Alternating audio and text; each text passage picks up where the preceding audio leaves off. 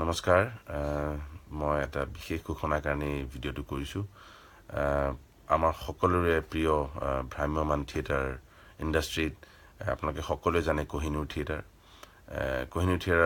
theatre কত যুগৰ পৰা আছে one of the first one actually আৰু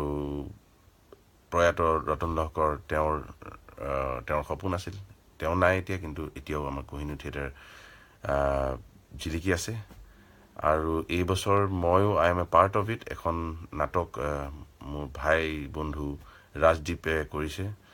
বেষ্ট অফ লাক বুলি নাটক এখন আৰু তাত গীত এটি গাব পাইছোঁ মই মাথো তুমি বুলি গীতটো লিখিছে ৰাজদীপে আৰু সুৰো কৰিছে ৰাজদীপে এইটো মই নাজানিছিলোঁ ৰাজদীপে সুৰ কৰে বুলি আগতে ধুনীয়া হৈছে সুৰটো গীতটো বৰ ভাল হৈছে গাই ভাল লাগিছে আৰু নতুন পদ্ধতি নতুন টেকনিকেৰে ভ্ৰাম্যমান থিয়েটাৰো আগবাঢ়িছে এইটো গম পাইছোঁ মই আলোচনা কৰিছিলোঁ ৰাজদীপৰ লগত নাটকখনৰ বিষয়েও গতিকে আই থিংক গোটেই পৃথিৱীতে যদি খুব এনেকুৱা এটা ইণ্ডাষ্ট্ৰী নাই এনেকুৱা ভ্ৰাম্যমান থিয়েটাৰ আমাৰ চাগে সময়ত জেগাই জেগাই আছে ৰামলীলা হয় কিবা হয়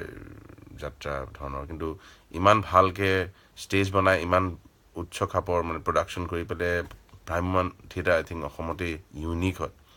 গতিকে আমি ছাপোৰ্ট কৰিব লাগে সকলোৱে আৰু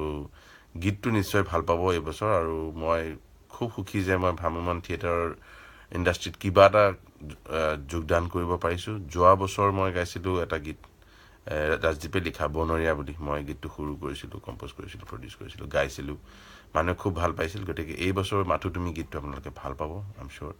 আৰু নাটকখনো ভাল পাব নিউ টেকনিক্স তেওঁলোকে লগাইছে নতুন প্ৰজন্মৰ কাৰণে নতুন চিন্তা গতিকে মোৰ